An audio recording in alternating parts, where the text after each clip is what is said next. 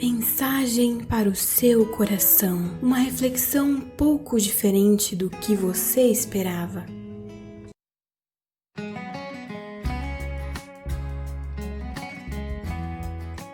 E aí a gente vai pro próximo ponto. Próximo ponto aqui falando sobre simplicidade. Um ponto que particularmente me pega bastante e acho que vai pegar muita gente, a grande maioria das pessoas, quando começar a refletir, assim, pelo menos minimamente, em alguns pontos, vai acabar dando aquela acordada em muita gente. A gente vai trazer aqui só como é que é o nome da sinopse quase, né? Sinopse, isso. Do que é o capítulo, porque se a gente fosse falar realmente desse capítulo, é longo. Nossa, é muito longo.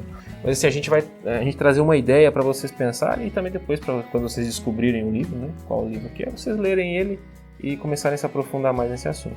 Partindo disso, Thiago, o que é uma vida simples?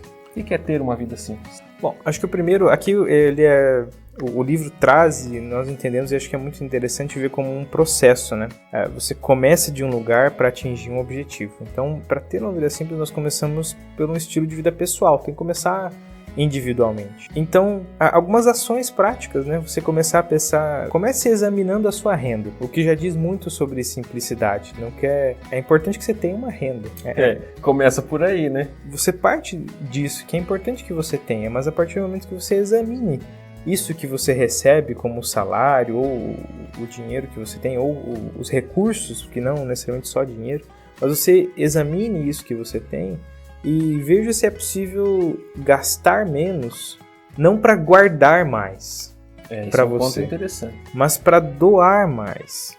Fazendo um adendo, o problema não está em guardar, tá, gente? Sim. Até porque a gente sabe que existe um nível de informalidade muito grande no nosso país e essas pessoas provavelmente, se depender do INSS, não vão se aposentar. Essa é a realidade, gente. Vamos tentar jogar o mais franco possível com vocês. Você tem que realmente pensar no futuro. O problema é, por exemplo, o Thiago falou, você tem uma renda, você começa a gastar menos para só guardar o que sobra. Você vai guardar aquilo e ponto, acabou. Não faz mais nada com aquele dinheiro, é só para você. A administração de recursos também é um dom e é algo que Deus nos ensina. Jesus Cristo fala muito sobre dinheiro na Bíblia. Muita gente tem dificuldade com isso, mas hoje tem muita gente ensinando isso e ajudando as pessoas, fazendo mentoria em relação a isso. Você administrar os seus recursos financeiros. Começar a se organizar e aprender a fazer isso de maneira correta. Dentro dessa administração, é possível que você, no mínimo, pense sobre isso. Examine o que você tem, ver se você consegue gastar menos, ver se você consegue doar mais, ajudar mais. Por quê? Esse gastar menos entra numa questão de, por exemplo, a gente quer pensar em evitar extravagância, desperdício, saber distinguir o que é necessidade e o que é luxo. Vamos dar um exemplo. Há algo muito errado em você eventualmente fazer um churrasquinho com seus amigos na sua casa e gastar um valor, sendo que você viu o contexto que a gente está falando? Você não está falando só de gastar comida para se aparecer. Você está tendo uma reunião com seus amigos para conversar, para ter um momento de lazer. Eventualmente. Agora, você fazer isso todos os dias da semana, ou não só com seus amigos, ou só você e sua esposa, só você e sua família. Gasta todos os dias da semana. Gasta fazendo sempre... Não estou dizendo, não tem nada de errado fazer viagens. Faça, aproveite, mas só isso. Toda vez, gasta, todo ano faz 6, 7, 10 viagens no ano. Gasta com viagens. Não pode ver um feriado que corre pra praia. Vamos gastar, vamos fazer mais uma viagem. Agora, vamos lá. É errado fazer isso? Depende. Vocês acharam que eu ia falar não, né? Depende. Porque se você tem condições de fazer, legal, cara. Glória a Deus por isso, certo? Mas o contraponto que a gente está tentando aqui, a gente falou, evitar extravagâncias, desperdícios e saber distinguir a necessidade do luxo. Eu acho que agora vem o contraponto, né, Thiago? Que é o porquê que depende se isso é errado ou não. Até que ponto é errado ou não. Porque a gente está tratando de um assunto sensível. Isso é sensível para todos nós. Falar sobre recursos, sobre dinheiro. E acredito que é uma coisa que nós temos aprendido sempre a analisar isso, e aqui a gente pode já dar um comentário sobre dízimos e tal, que obviamente entra nisso, mas sempre olhar para isso de uma perspectiva de generosidade. Então, deixar o Gerald falar sobre isso, que ele já tem uma ideia de como ser generoso. Eu vejo assim, o problema que tem atingido, voltando ao ponto das viagens. Qual que é o problema de você viajar 10 vezes por ano? Depende do ponto de vista. Porque se você viaja, por exemplo, 10 vezes por ano, que seja, vamos botar 2 por ano, vamos reduzir. Você tem condições de viajar 2 vezes por ano, porém, na sua comunidade, tem um irmão que está desempregado já faz um bom tempo e já está passando fome quase. E você sabe disso. Aí eu digo para você, tem muito problema. Porque você está utilizando o seu recurso para alimentar o seu ego e tem então a pessoa ali passando por uma necessidade básica. Então é aí que a gente entra no ponto da extravagância, distinguir o luxo daquilo que é necessidade. Se há uma necessidade, ela precisa ser atendida. E não é só sua necessidade, ok? Por isso que a gente está falando de administração de recursos. Se existe alguém com necessidade e você tem recurso, esse recurso não está ali para bonito, é para você compartilhar. Quando a gente lê Atos, eles tinham tudo em comum, ninguém passava fome. Cara, é lindo a gente ler isso. Mas por que a gente não faz? Isso é só um exemplo, tá, gente? Vamos pensando, é pra gente pensar. A gente vai devagar aqui sobre isso aí. A pessoa, vamos supor, existe um problema, que é um problema que eu acho problema. É a doutrina, vamos dizer assim, a historicidade da igreja firmou o 10% do dízimo. Qual que é o problema que eu vejo? Essa é a minha opinião. As pessoas estão tão focadas nos 10% que elas esquecem de ser generosas com mais, ou se elas não podem dar os 10%, elas acham que estão em pecado se elas derem 5%, 8%. E aí as pessoas elas esquecem que elas têm que ser generosas naquilo que elas podem, naquilo que elas têm condições. Porque a gente conhece, eu já ouvi casos de gente que tem muito dinheiro, não precisa de todo aquele dinheiro de salário e tudo mais para sobreviver e dá só 10%. E poderia dar mais. Poderia dar muito mais, não ia fazer falta, sabe? E aí tem o outro que às vezes teve algum problema financeiro e tal, ele não tá conseguindo dar o 10%, ele não dá 10%, não dá nada, porque ele acha que ele tá pecando porque ele não tá dando 10%. Então essa pessoa ela tá pecando 2 vezes, né? Porque ela tá achando que é 10% e tá pecando por não ser generoso com aquilo que ele pode. Se a gente pensasse dessa forma, que é tratar de forma legalista, o 10% Isso, tá até legalista errado. É a palavra correta. Porque legalista. O 10% nem se encaixa na tradição judaica. Eles davam até mais, davam em torno de 23% na realidade. É. Se você quer tratar de forma legalista, então, nem 10% não é, tinha que ser bem mais. Mas você tá defendendo o dízimo? Não. O ponto é que tudo que se trata de recurso financeiro é problemático. É problemático e se não visto de uma perspectiva de generosidade, nós vamos cair e qualquer um vai cair no erro de tratar de forma legalista.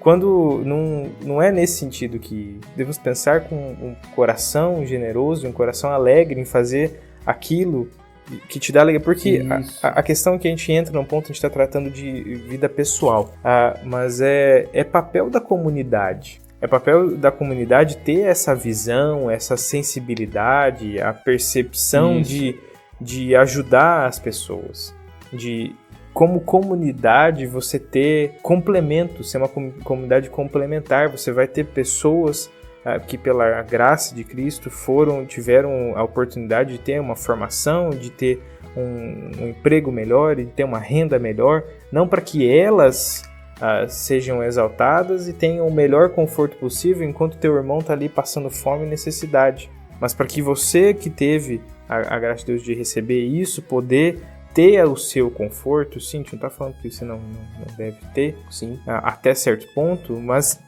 de novo, distinguir o que é necessário e como você pode ter uma vida mais simples para que você possa ajudar quem nem esse simples não tem. Eu falo desse ponto sempre quando a gente fala de dinheiro porque eu pensava dessa maneira legalista. Pô, se eu não posso dar 10%, eu não vou dar nada.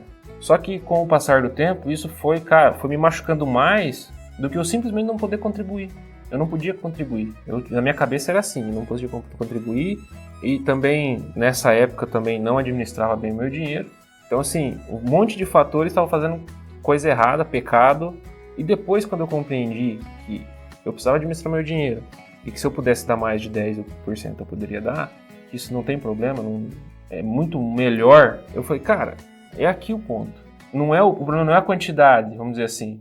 A gente é óbvio que há estabelecido um padrão mínimo para que seja... É só um padrão, gente. Vamos botar que é só um padrão para a gente poder seguir, ter uma base. Mas a grande questão é a generosidade, é o coração. É aquilo que você está fazendo por gratidão. E isso também não é só na maneira pessoal. Eu acho que as comunidades, as administrações das comunidades têm que pensar dessa forma. Porque a gente vê muita gente querendo só gastar com templos. Cara, às vezes tem gente realmente passando necessidade e não está rolando o negócio da maneira correta. Foca numa coisa e esquece da outra. Então, assim, fica esse alerta tanto para o pessoal, na vida pessoal, e também para a galera que é de liderança, que pode estar ouvindo a gente, pensar nisso também. Na comunidade. Nos irmãos. Porque, cara, templo, pra ser bem sincero, é um lugar onde a gente se reunir. É bom. Eu tô falando que é ruim. É claro que tem... Mas tem um mínimo. Existe um mínimo aceitável, mas o problema é o luxo, né? Você começar a extrapolar as coisas. Tem um mínimo aceitável, claro. Não tô falando que não tem que ter. Mas cuidar com os exageros, entende? E às vezes esse exagero que foca para um lugar errado um recurso que poderia ser investido em missões, poderia ser investido, para ajudar pessoas de comunidades carentes. Então, assim, nesse ponto, aí entrando nisso já, a gente entra na administração do nosso dinheiro, doando mais, sendo mais grato, sendo mais generoso. Isso vai afetar o quê? Missões? A gente pode doar mais para missões. E os missionários dependem dos nossos recursos, daquilo que a gente doa, daquilo que a gente envia para eles. E isso essa administração, essa questão da gente, esse papel de comunidade vai gerando humildade na gente. A gente vai ficando mais humilde, a gente vai observando as coisas de maneira correta. E vendo que às vezes a gente nem precisava daquilo de fato. Eu acho que depois que eu já li a segunda ou terceira vez que eu leio isso, eu falei, isso sempre me marca. Realmente, será que você precisa disso? E tudo isso que a gente está falando, a gente chegou a esse entendimento, mas botá-lo na prática ainda é difícil. É um serviço difícil. É algo que só o Espírito Santo mesmo que vai conseguir trabalhar isso nessas vidas. Porque trabalha no âmago, no interior, você sentar e analisar e pensar assim, nossa, será que eu preciso disso? A tua natureza vai dizer assim, sim, precisa sim, precisa de mais um. Pode comprar, pode, isso, você precisa sim, você merece. Você merece mais um aconchego, merece mais um carinho, merece mais um... Merece um carro melhor? Merece uma casa melhor? Merece sim. O teu irmão desde que eu me viro com ele, você merece. E tudo isso, os outros pontos que ele trata aqui, eles acabam não fazendo muito sentido, não fazendo sentido sem esses anteriores, porque eles são consequências. Então, às vezes é estranho pensar assim, mas não reduzindo a questão, mas se pessoalmente você não tem essa visão e se a comunidade não tem essa visão de generosidade, não há como você passar para frente isso. Não tem como você ajudar de fato missões ou então ir para uma escala internacional ou você buscar uma esfera política, você ir para outros campos, sendo que dentro da tua casa você não faz isso, dentro da igreja você não faz isso. Então, começar pelo básico e começar a desenvolver essa visão primeiro nesses dois pontos para que então essas coisas sejam naturais, porque aí sim isso se torna natural. Você é generoso com o teu irmão que está do teu lado, então a igreja ela percebe essa visão e agora nós entendemos que como igreja devemos ser generosos com as pessoas fora daqui. Em diversas esferas, em missões e tudo isso nós já comentamos. Se a gente for comentar mais... Aí vamos mais 2 horas aqui. Só 2? Próximo ponto. O próximo ponto vai ser legal, que a gente pegou a frase do autor aqui do livro. Muito interessante, que ele fala o seguinte: você deve sempre se lembrar de quem você é. Pois se você se lembrar da sua identidade, se comportará de acordo com ela. Então nós temos essa frase e o texto de 1 Pedro, capítulo 2, do versículo 1 ao 17. É uma leitura longa, que a gente vai deixar para vocês aí fazer. E aí vamos comentando os pontos e contrapontos e pontos complementares e o que tiramos dessa frase e desse texto. São várias características retiradas aqui de como ter uma vida equilibrada. Porque a primeira coisa que a gente percebe que o autor fala é de como a analogia com um bebê. De que sentido? De que o bebê está numa fase de crescimento, de que ele está sendo ajudado, está sendo nutrido, então ele está numa fase de crescimento, e isso é um crescimento individual. É algo que a gente já comentou aqui de outras vezes, mas é que é algo importante que você busque isso, que é um esforço, porque não é algo natural, não é algo, de novo, a gente já disse isso, de que não é algo simples colocar na prática, você ter uma regularidade de estudo da palavra, você ter esse comprometimento em você estar se aprofundando com a palavra, você está se aprofundando em oração. Mas é o primeiro ponto, é você ter esse crescimento individual, como um bebê. O segundo ponto, ele fala sobre pedras vivas, ele usa uma analogia de construção, que é muito interessante. Aqui é que o Gerald tem um conhecimento técnico e prático sobre construção, então ele pode falar com mais propriedade. Nem tanto, mestre. Nem tanto? Mestre. Tem. Vamos lá. O legal é assim, Pedro, ele sai da biologia e vai para a área da construção, da arquitetura. Muito legal isso. Ele vai fazendo esses paralelos e é muito legal esse texto. E essa metáfora que ele usa da pedras vivas, a gente sabe que Jesus é a pedra angular, é a pedra de fundamento, e a gente já vai construindo o prédio, né? Então cada pessoa é uma pedra viva, veja bem. E esse edifício que ele está falando aqui é a igreja real. A igreja de Jesus, de fato. Tem uma galera que usa essa analogia, né? Que a gente é o tijolo, né? A pedra ali, e o cimento, a massa é o Espírito Santo, né? Vai unindo a galera, vai segurando. Qual que é essa visão de Pedro? É realmente da comunhão. Um depende do outro para formar essa coisa maravilhosa que a gente chama de igreja. Eu dependo do Thiago depende de mim, e a gente vai dependendo do outro irmão, e vai dependendo do outro irmão, porque apesar de todo mundo ser pedra, todo mundo é diferente. Então por isso essa união vai intercalando, vai subindo essa parede, vai construindo essa obra magnífica de Deus que é a igreja. E é a comunhão, gente. Isso é comunhão, tá todo mundo junto, tá todo mundo amarrado, tá todo mundo, o pessoal gosta de falar, no mesmo barco, né? Mas aí nós já temos os dois primeiros pontos, então deveríamos então nos fecharmos num crescimento, um aprimoramento individual, e aí o mínimo que eu faço é ter uma comunhão com a igreja. A gente tem que ir um pouco além disso. Isso a gente pode chamar de a base, né? É isso. Tá crescimento pessoal, comunhão com os irmãos. Voltando, né, que a gente está falando disso redundantemente, mas esse é a base, esse é o começo. Delimitou qual é a base: crescimento individual, comunhão com os irmãos.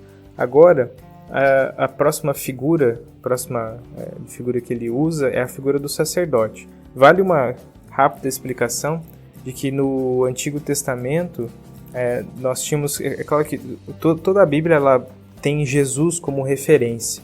Então o Antigo Testamento ele apontava para Jesus, e o Novo Testamento ele parte de Jesus. Então no Antigo Testamento você tinha a figura do sumo sacerdote, o sumo sacerdote que era o responsável por oferecer um sacrifício por ele mesmo e oferecer os sacrifícios pelo povo, para a remissão dos pecados do povo.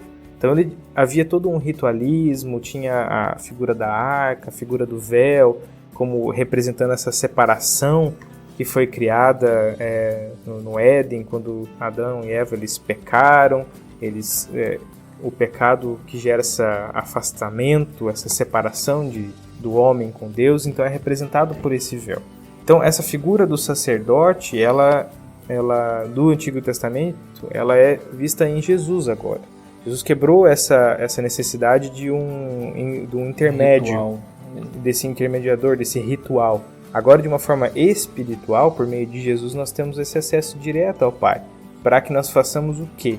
O adoremos. Isso aí a gente chama de sacerdócio universal, né? Depois de Cristo, né? Todo mundo tem esse acesso. Mas aí ficamos reclusos a esse adoração, esse momento de somente nós adorando a Deus, ou vamos além disso, gente? Tem que ir além, né? Não só, a gente falou de comunhão, e não só essa adoração em comunidade, que é importante, mas também, aí a gente vai amarrar no outro ponto, acho que vai amarrar muito bem, que é ser povo de Deus. Se a gente é sacerdote, a gente é povo de Deus, a gente foi chamado para ser povo de Deus. Mas isso é uma questão de exclusividade, é uma questão de preferência de Deus. Deus preferiu eu e o Tiago ao João e o Cláudio, vamos dizer assim? Não.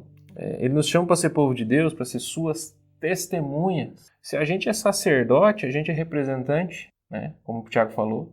O sacerdote era o que representava ali Deus, assim como o profeta representava Deus. E se a gente é o povo de Deus e sacerdote e adora, a gente tem que dar o testemunho.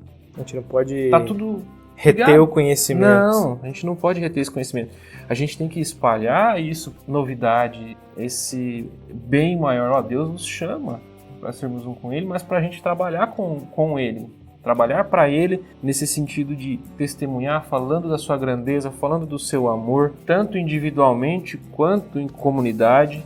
Essa união, né, que a gente volta na questão da pedra, essa comunhão, tanto buscando individual, buscando em comunidade. E aí construímos um pouquinho mais da nossa edificação. Fomos aqui um pouquinho mais longe na nossa edificação. Isso. Então, resumindo, só para fixar, crescemos individualmente, participamos da comunhão da igreja, no culto, no momento de culto, e isso não é um momento, vale lembrar que não é um momento de domingo, o culto, a adoração a Deus é a nossa vida, é tudo que fazemos, todos os nossos atos, seja o nosso trabalho, no estudo, tudo que fazemos durante todos os nossos momentos, isso é adoração a Deus, tudo que fazemos é para a glória dele, e uma vez que entendemos que somos sacerdotes, temos que não reter esse conhecimento e dar o nosso testemunho.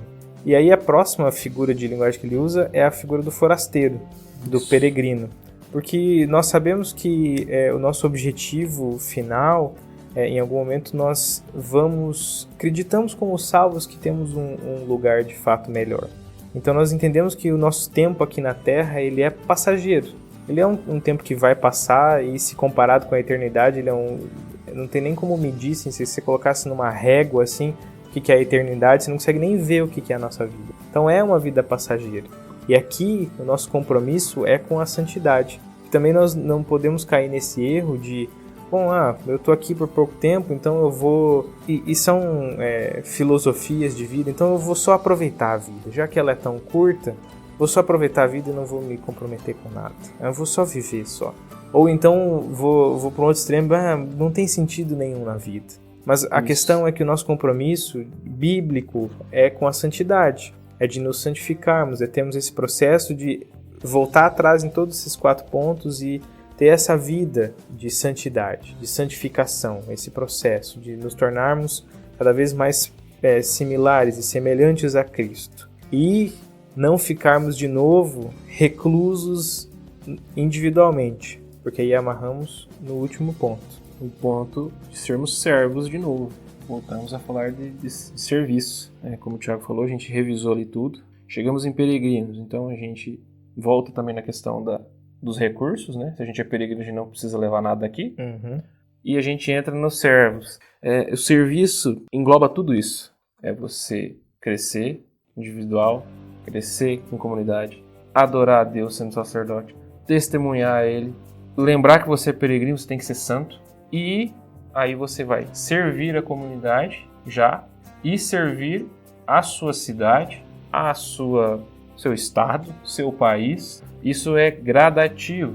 A gente vê que mas você precisa vir construindo esse prédio para que quando você chegar no serviço, o contraponto é cidadania, para ficar mais fácil, ou a gente chama de serviços sociais ou ações sociais da igreja, para que isso reflita na sociedade. O termo que a gente usa bastante é tornar a igreja relevante. Aí, quando ela começar a se tornar relevante, é o ponto-chave. Vai evangelizar bem, vai ser bom testemunho, vai se parecer com Cristo, que a gente falou, né? Acho que um grande problema é a gente não parecer com Cristo. Então, levando por esse lado, não só construir a nossa igreja e ficar no nosso redomo aqui, né? A gente é uma comunidade, um prédio único, uma fortaleza agora. A gente está todo mundo unido. Não, a gente tem que sair dessa bolha. A gente tem que servir uns aos outros e servir a nossa população também. E isso fecha esse tópico porque isso é equilíbrio. Há um equilíbrio de vida pessoal, com vida em comunidade, vida dentro da igreja, vida fora da igreja. Porque, apesar de eu falar dessa forma, não há como você separar essas coisas. Porque se nós começamos a separar isso, você vai começar a agir diferente dependendo do contexto onde você está. Então, por exemplo, você age de uma forma quando você está sozinho. Aí, quando você está dentro da igreja, você age de uma outra forma. Mas aí no momento de culto você faz uma coisa, no momento fora do culto você faz diferente. Você, como membro sozinho da sociedade, você age de uma forma, mas dentro da sociedade você age de outra forma. Isso é falta de integridade, isso é falta de se parecer com Cristo, de não perceber que a sua vida ela está toda integrada. Tudo o que fazemos é para a glória de Deus.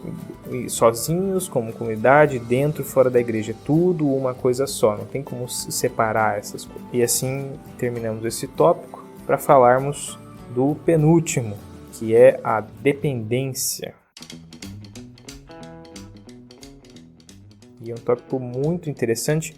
Nós vamos começar com uma citação direta do livro para dar o nosso contexto aqui. Eu vou ler, que ele fala assim: viemos a este mundo totalmente dependentes do amor, do cuidado e da proteção de outros. Passamos por uma fase na vida em que outras pessoas dependem de nós. E a maior parte de nós deixará este mundo dependendo totalmente do amor e cuidado de outros. Isso não é nenhum mal ou realidade destrutiva. É parte do plano da natureza física que nos foi dada por Deus. Acho que a frase já resumiu o capítulo de maneira bem precisa, né? Dependência, leu muito bem essa frase, eu acho. Mas assim, existem alguns outros pontos também que a gente precisa entender sobre dependência. A frase, ela resume muito bem, mas a gente quer passar algumas coisas para vocês, para que vocês entendam como, de maneira prática, mais prática, tentar viver uma vida mais dependente de Deus, mais na dependência. O primeiro ponto é gratidão. Agradecer a Deus com frequência. Não é hashtag gratidão não, tá? Não é hashtag gratidão não, tá? Não é lá na rede social, não. Não é só botar lá hashtag gratidão não. Não. É falar com ele mesmo, tá? Diretamente com ele, agradecer a ele.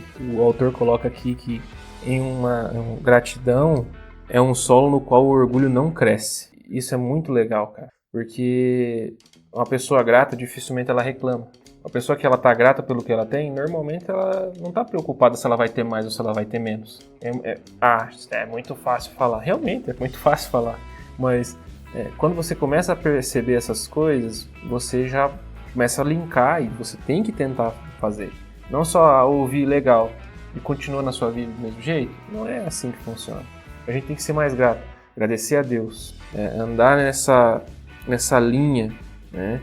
Admirar a Deus, agradecer pelo que Ele fez pela gente, no dia a dia, enfim, gratidão de maneira geral. E uma conexão com o que a gente já falou de simplicidade, generosidade, entender que, de fato, tudo que nós temos é dado por Deus. E quando você entende isso, você compreende que você é apenas um administrador do que Deus te deu, e assim, a gratidão, ela é essa coisa exterior do que você entendeu no teu coração de forma generosa. Deus me deu tudo que eu tenho, mesmo não merecendo nada, Ele ainda me dá muito, mais do que eu preciso, para que eu entenda que Ele me deu tudo, que eu como administrador, minha responsabilidade é fazer o melhor com o que eu tenho. O outro ponto é a confissão de pecados. Então, novamente, sempre tomando a dependência como o pano de fundo, né? É você reconhecer que você é pecador, que todos nós somos pecadores, que todos pecaram, de que você deve confessar esses pecados a Deus, reconhecer os seus erros de forma humilde, de novo, retomando esse termo, essa questão de humildade, que linka no próximo. O que é uma coisa que gera humildade? Cara, o povo não vai gostar disso não, né? O que gera humildade, galera, é ser humilhado. Olha que maravilha. Normalmente quando a gente é humilhado, a gente está falando de novo disso, ser humilhado dói, em qualquer nível, porque a gente acha que em determinadas coisas a gente ainda é superior, mesmo que a gente tente buscar humildade, chega em algum momento que você vai ser humilhado. E o legal é que o autor traz isso como algo bom, cara. Aceite essas humilhações, ele diz. Tudo isso é uma oportunidade para estar mais próximo do nosso Senhor, que foi crucificado e humilhado, e suportou isso. Então, quando você se sentir humilhado, ou vamos botar a palavra assim, derrotado, né? O pessoal gosta muito desse termo. Cara, olha fracassado. Isso. Fracassado. Lembre-se de que você está se aproximando de Cristo. Use isso para tentar crescer, para se aproximar de Deus. E seja grato por isso. Já voltando, seja grato por isso, porque isso vai te fazer crescer e se aproximar de Cristo. E aí vem o nosso próximo ponto. Que é justamente você, linkado diretamente com isso, é você se preocupar com status, porque o fato de não queremos ser humilhados é porque nós acreditamos ter uma posição na sociedade, ou dentro da igreja, ou dentro da tua casa, com uma posição maior do que outros. E é isso, é você ter uma noção de status.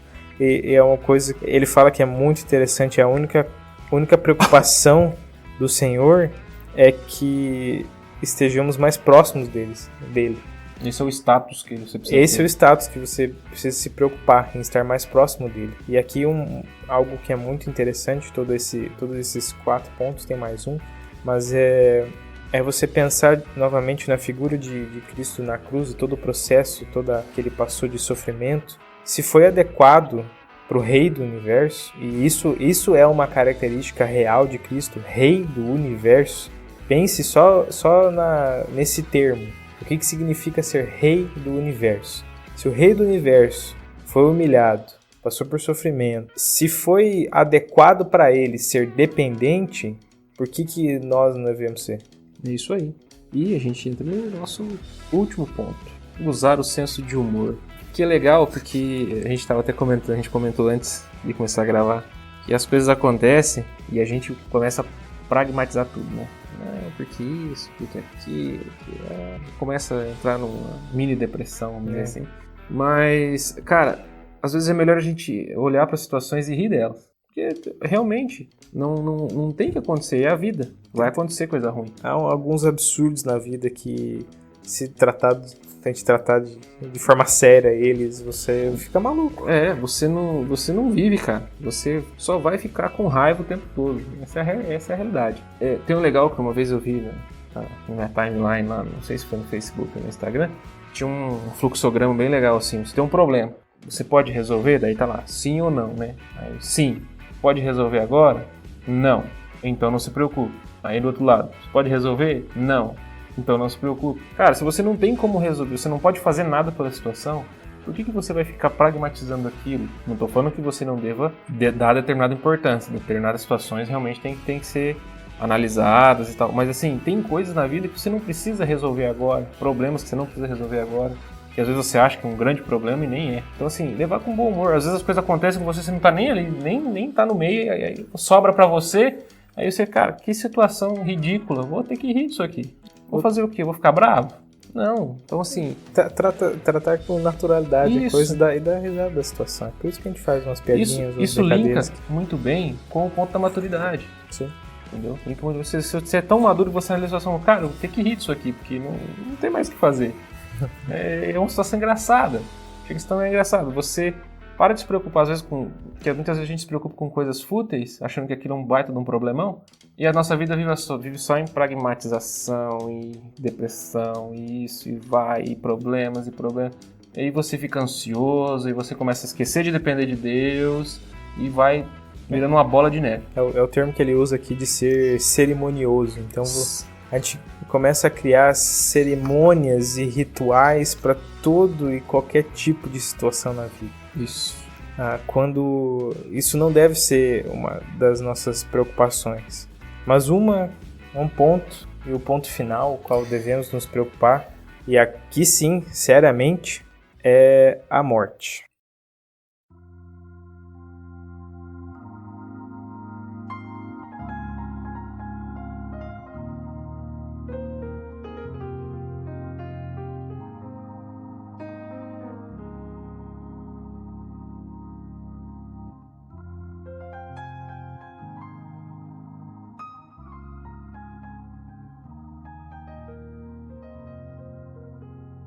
Esse é o último ponto, o último tópico aqui da nossa discussão. E a gente começa com uma frase que norteia esse tópico, frase retirada do livro, que é a seguinte: a vida por meio da morte é um dos mais profundos paradoxos da fé e da vida cristãs. E realmente né? Porque está na própria frase como se obtém vida pela morte. Nós temos uma visão muito material, muito física desse conceito de vida e morte. E o primeiro eu vou deixar com o Gerard. Bem, Thiago, a gente, como você disse, é o maior paradoxo aí da fé e da vida cristã. Mas por que é? Porque aquele que nos salvou fez isso. Ele entregou a sua vida, morreu, para que a gente pudesse ter vida. Que a gente está falando de salvação, né? Para nós que entendemos isso, que já estamos no meio, entendemos?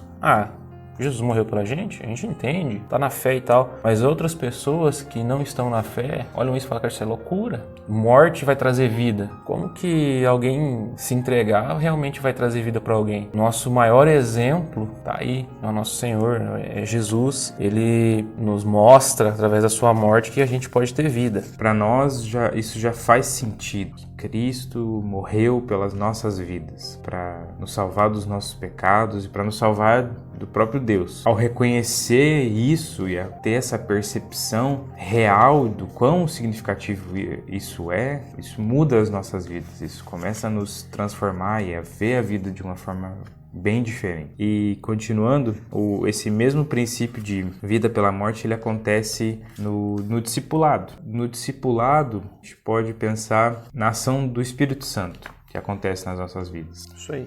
Como nós continuamos sendo pecadores, continuamos errando, mesmo salvos, nós ainda temos uma jornada, uma caminhada aqui na Terra. A gente já falou sobre isso no ponto anterior, como sobre sermos peregrinos na Terra. E nós temos aqui essa jornada a seguir. Tem uma frase legal aqui do Lloyd Jones, que está no livro, que ele diz assim: estou cada vez mais convencido de que a maioria das pessoas vive uma vida cristã problemática porque minam a si mesmas espiritualmente. Acho que também essa frase define bem a questão do discipulado, né? Que é o crescimento, crescer espiritualmente, que a gente já falou lá no outro ponto anteriormente. E a gente está amarrando tudo isso, tentando amarrar tudo isso. E o discipulado é isso, é essa mortificação do pecado através do conhecimento da palavra de Deus, através de um aprofundamento espiritual com Deus. Isso nos leva ao próximo ponto. E quando você entende esses dois, vamos dizer assim, tecnicamente, você vai para a missão. E o que missão tem a ver com morte, Tiago? A relação de missão e morte aqui, já falando sobre os outros três, porque esses últimos 3 pontos eles estão completamente interconectados. Então a gente vai falar um pouco sobre a missão, a perseguição e o martírio. A missão, ela pode resultar na morte física, mas muitas vezes é mais simples compreender que uma vez que você, vamos usar o termo, se você opte pelo Senhor, você faça a opção de viver pelo Senhor, de fazer a missão.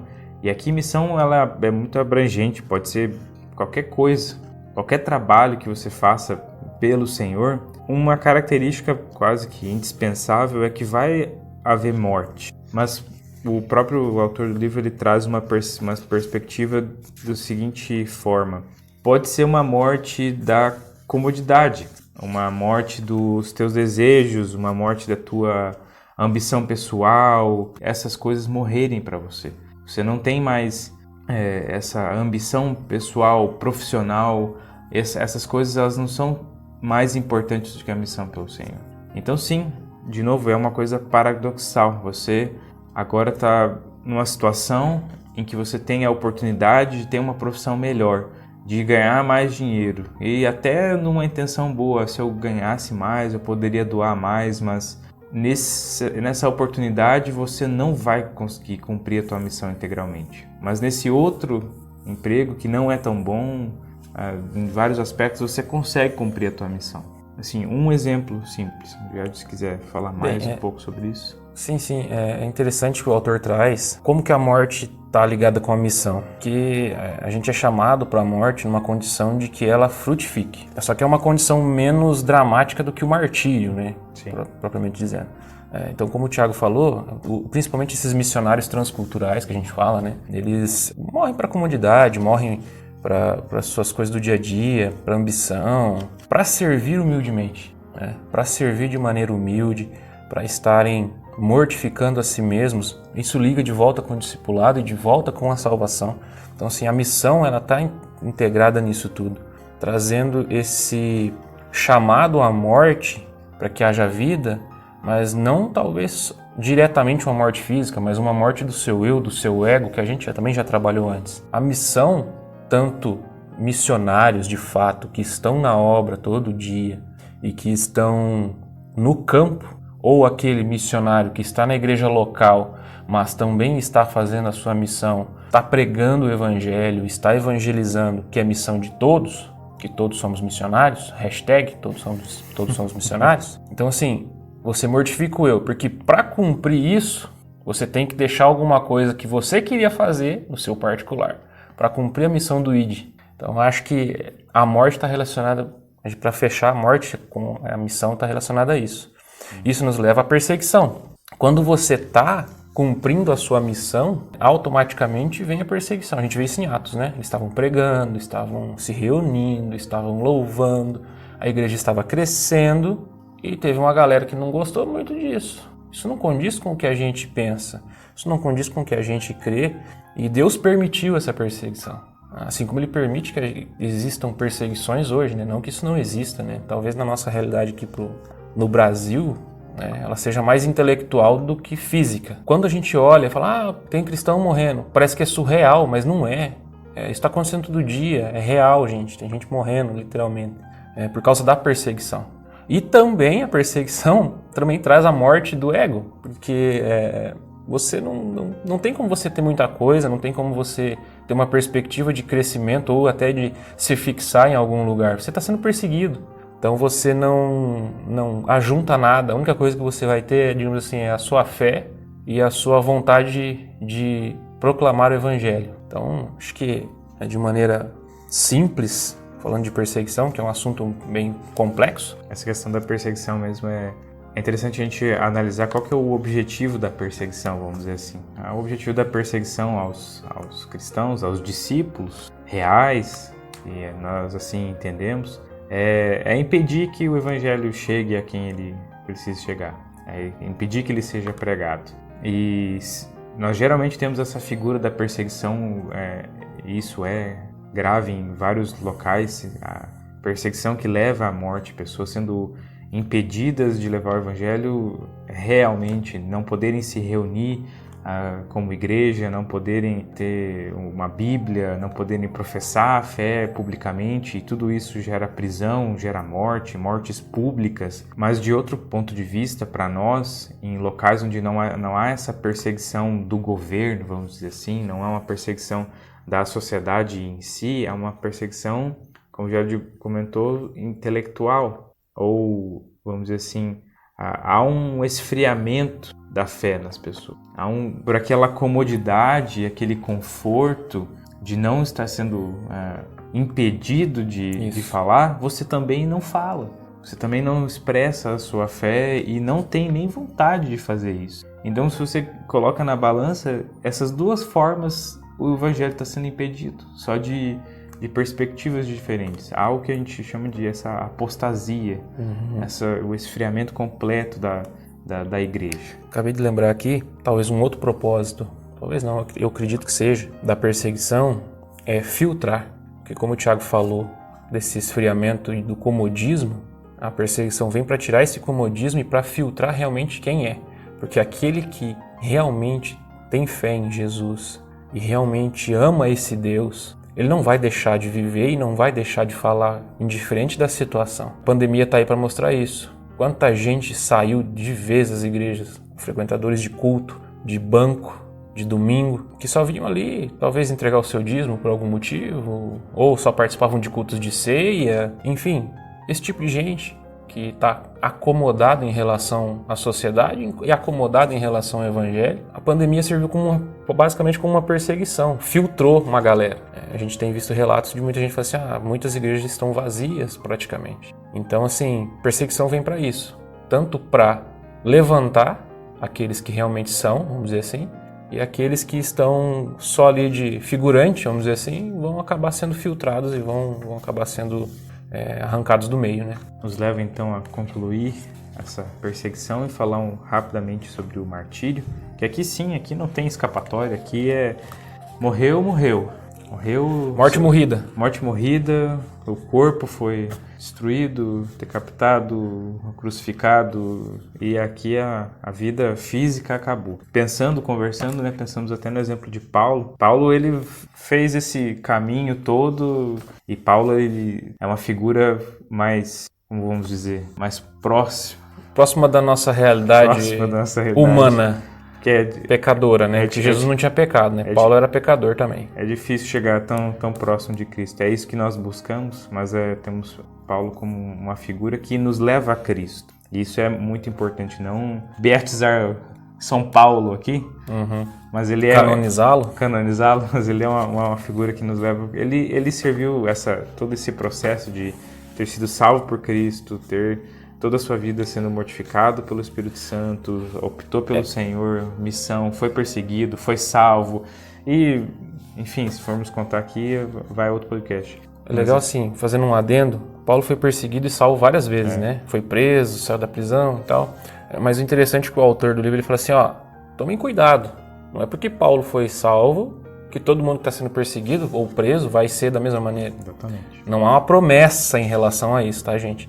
Havia um propósito na vida de Paulo, que quando a gente lê as cartas dele, a gente lê o Novo Testamento, a gente vê que Paulo ele cumpriu o propósito de Deus, e quando chegou no seu prazo, vamos dizer assim, aconteceu, ele morreu. Expirou, acabou. Expirou, aí ocorreu a morte morrida, né? É isso. Então, assim, para ficar claro que não é porque Paulo foi mordido por uma cobra e não morreu, que você vai meter a mão lá na cobra, né? Vamos tomar cuidado aí, gente. Na morte de Paulo também, no martírio de Paulo, há vida. De que forma? Porque Paulo, ele serviu como um fio condutor.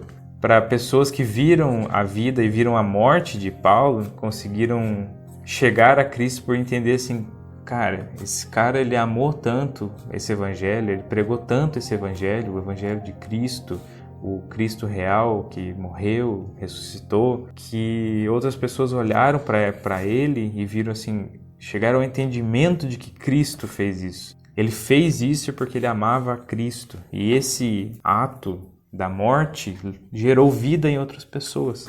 É realmente impressionante ver como Deus leva todo o plano a chegar a esse objetivo de salvar e ver a Cristo em todas essas situações, sejam elas quais forem. Isso nos leva aí, continuando o nosso papo, acho que ficou bem claro em relação à morte, do martírio, né, falando de Paulo. E a gente vai falar agora sobre mortalidade. Por que a dúvida principal é, se Jesus venceu a morte, ele traz aqui no livro, por que a gente tem que se preocupar com isso? Se Jesus venceu a morte, a gente não tem que se preocupar com a morte, não é? A gente tem que lembrar, sim, que ele traz também, aqui no livro, muito legal. A derrota da morte é uma coisa, o dom da vida é outra. Cristo, Deus personificado em ser humano, ele venceu a morte no sentido de morte espiritual, morte física e espiritual. Nós ainda não vencemos a morte física. Só através de Cristo nós vencemos a morte espiritual. Lá, no dia do juízo, na volta de Cristo, glória. Na volta de Cristo, glória a Deus, nós seremos também glorificados. E a gente também tem que aceitar essa morte física, que ela faz parte do plano de Deus. Ela faz parte dessa nossa vida. Até porque se a gente não morresse fisicamente, né, ia ser fácil, né? Deixa pra depois. Eu faço depois. Agora eu vou pra praia. Agora eu vou viajar. Vou amontoar dinheiro. Aí quando eu tiver bastante dinheiro eu faço. Aceitar a morte de uma forma que ela não é horrível para nós cristãos. Mas ela só nos dá um caráter de emergência, como a gente já falou. E a gente vem falando isso, de que o evangelho precisa ser pregado, de que Cristo precisa ser glorificado, de que pessoas precisam de Cristo e nós não podemos perder tempo. Acho que essa questão da mortalidade para mim é mais ou menos por isso. Desse ponto de vista de mortalidade, como ela não sendo algo horrível, não deve ser, é justamente por isso Porque quando nós começamos a imaginar e pensar um pouco sobre a nossa vida cristã aqui na Terra, nós temos coisas muito boas. Nós podemos adorar o Senhor, nós podemos ler a palavra e nós ficamos felizes com tudo isso. Nós, adorando ao Senhor, nós ficamos felizes. Nós, ao lermos as suas escrituras, nós ficamos muito felizes. Nós, quando vemos a sua criação, nós ficamos alegres, ficamos felizes. Se nós temos comunhão com os nossos irmãos, se nós podemos nos reunir, ter um tempo de lazer com amigos, família, tudo isso é muito bom e nos traz muitas alegrias. Mas a gente está falando de experiências terrenas. Então imagine todas essas experiências não terrenas, celestiais, fora, na glória já. Quão melhor não vai ser isso? Quão melhor essas experiências não vão ser? E por isso essa aceitação da morte aqui, ela vai ter que acontecer. Nossa vida tem um prazo, uma data de validade Muito bom. Que só o Senhor sabe quando vai chegar. E nesse processo é uma questão de a gente sempre pensar. Esse é um assunto que não só cristãos vão discorrer e pensar sobre, porque colocado numa balança, colocado para ser analisado, essa filosofia de vida e morte, o que você faz durante esse teu curto período de vida? Muitas pessoas não vão entender que é um curto período de vida por não ter noção da eternidade, de não conseguir vislumbrar uma coisa eterna. Mas dentro desse, como entendemos, um curto período, o que você faz com a sua vida? O que você faz durante o seu tempo aqui? O que você faz nas suas relações com as pessoas, nas suas relações com o trabalho e tudo que nós estamos envolvidos. O que nós fazemos com isso? Nós passamos tempo, nós aproveitamos a vida, deixa a vida me levar, carpe diem, acho que é. Essas paradas loucas aí. Ou assim, eu tenho visto uma galera de investimentos, não são cristãos e tal, mas eles estão falando de legado. Nossa vida aqui é curta, quando a gente morre tudo acaba. Não, mas o legado não.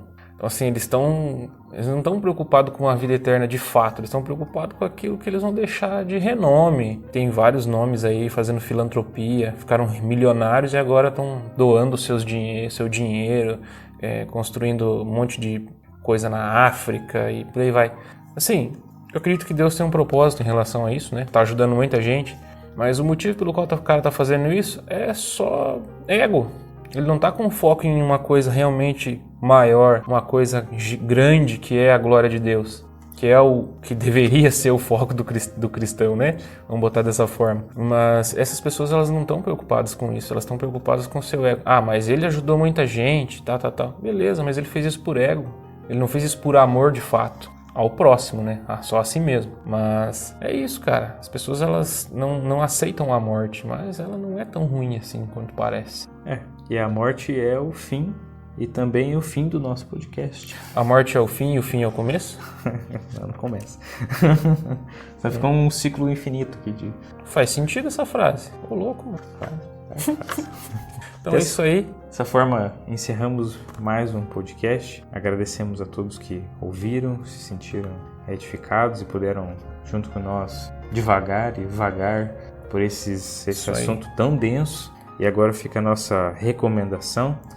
O livro que nós utilizamos como base é um livro curtinho, eu tenho aqui 112 páginas, tem mais a conclusão aqui, vai dar 116 páginas, é um livro relativamente curto.